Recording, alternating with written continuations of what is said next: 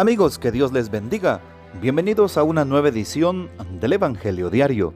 Estamos a martes 20 de enero, en esta segunda semana del tiempo ordinario. Y para hoy recordamos y celebramos en la liturgia de la Iglesia a los santos Fabián y Sebastián, mártires. El Papa San Fabián fue una de las primeras víctimas de la persecución de Decio en el año 250.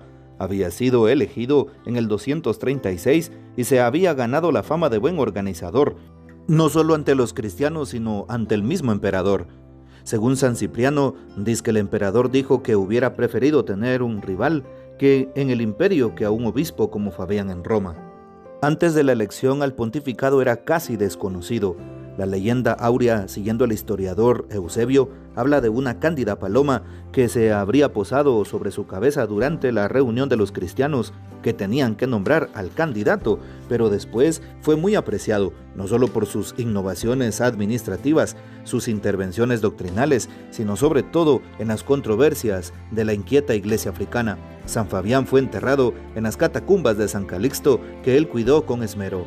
No muy lejos, en las catacumbas que llevan su nombre, fue enterrado San Sebastián, cuyo martirio tuvo lugar el mismo día 20 de enero, pero unos 50 años más tarde, bajo Diocleciano. San Ambrosio nos dice que San Sebastián había nacido en Milán, pero muchas otras noticias, bastante legendarias, nos vienen de la pasio de San Sebastián, fruto de la devoción y de la fantasía de Arnovio el Joven, un monje del siglo V. Según ella, Sebastián era amigo del emperador y se sirvió de sus amistades para ayudar a sus hermanos en la fe, que eran encarcelados y llevados al suplicio. Se dice también que se dedicó a la obra misionera y convirtió a soldados y prisioneros, y al mismo gobernador de Roma, Cromacio, y a su hijo Tiburcio, los cuales después sufrieron el martirio. Todo ese celo no podía pasar inadvertido, y entonces el emperador Diocleciano lo hizo comparecer ante él. El emperador apeló a la antigua familiaridad. Yo te había abierto las puertas de mi palacio y el camino para una buena carrera, y tú atentabas contra mi vida. Después pasó a las amenazas y lo condenó a muerte. Según la leyenda áurea, San Sebastián fue atado a un árbol en el campo y los soldados le llenaron el cuerpo con flechas.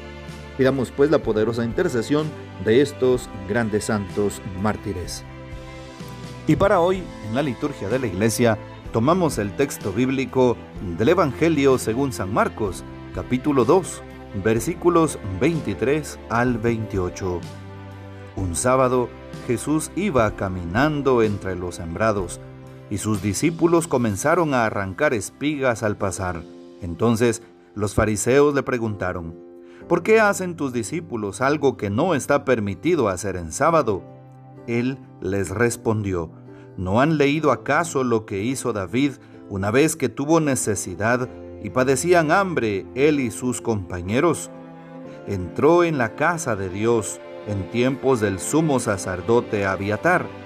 Comió de los panes sagrados que solo podían comer los sacerdotes y les dio también a sus compañeros. Luego añadió Jesús: el sábado se hizo para el hombre y no el hombre para el sábado. Y el Hijo del Hombre también es dueño del sábado. Palabra del Señor, gloria a ti, Señor Jesús. La meditación de hoy nos conduce en un viaje por la historia del pueblo de Israel. Así es, puesto que la primera lectura está tomada hoy del primer libro de Samuel, capítulo 16, versículos 1 al 13, en donde nos encontramos aquella narración tan hermosa en donde, después de que el rey Saúl traicionara al Señor y el Señor lo descartara y lo rechazara, puesto que ya no iba a reinar más, envía el Señor a Samuel a ungir a otro rey. Y entonces Samuel va, entra a la ciudad, le dice a los sacerdotes que va a ofrecer un sacrificio y que se preparen, y también invita a Jesé y a sus hijos.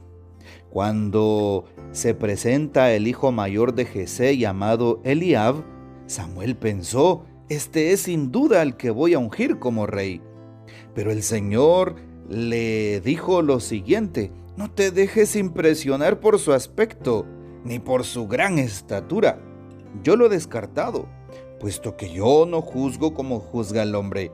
El hombre mira las apariencias, pero el Señor se fija en los corazones.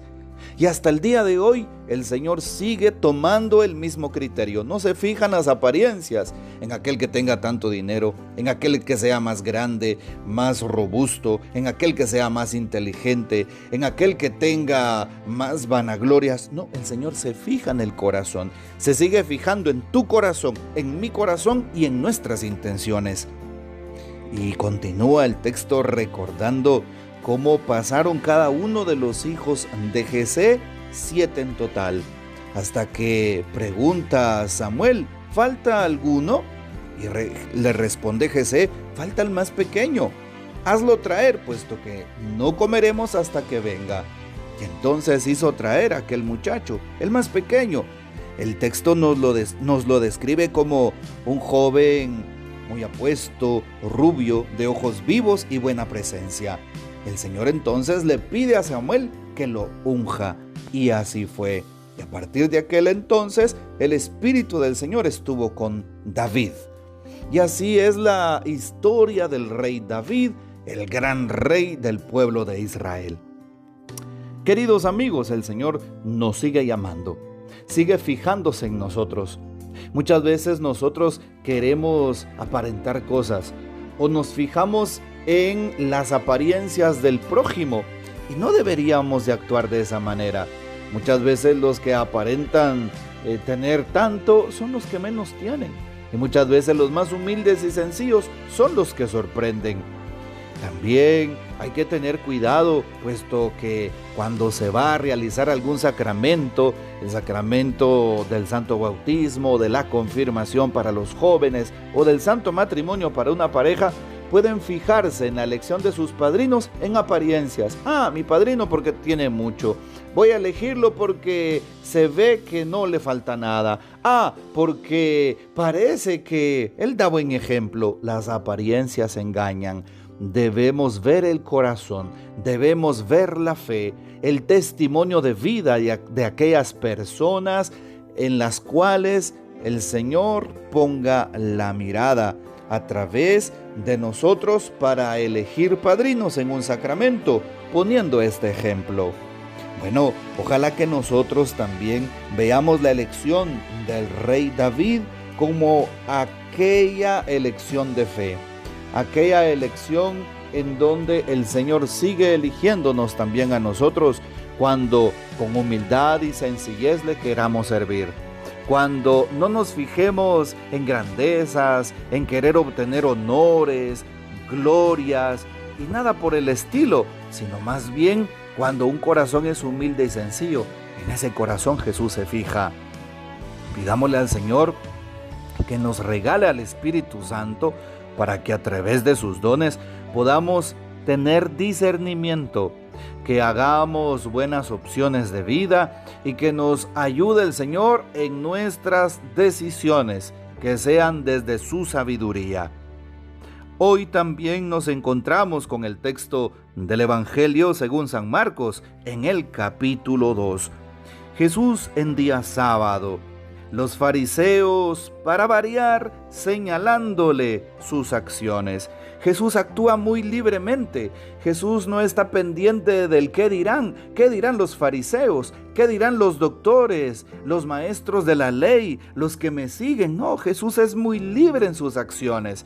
Él es el Hijo de Dios. Él sabe qué es correcto y qué incorrecto. Él sabe realmente cuál es el camino más certero para llegar a Dios y para ayudar al prójimo. Hoy está en juego el sábado, porque en sábado Jesús camina por los sembrados. Sus discípulos arrancan espigas porque evidentemente tienen hambre. Han caminado mucho. Recordemos que en aquel tiempo caminaban distancias para llegar de un pueblo a otro.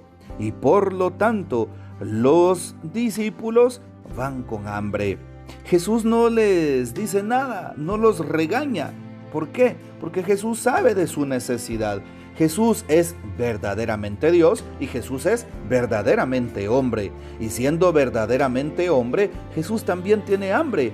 Jesús también se cansa. Jesús también ve la necesidad de aquellos que son sus seguidores y por eso les permite que en sábado corten espigas para comer.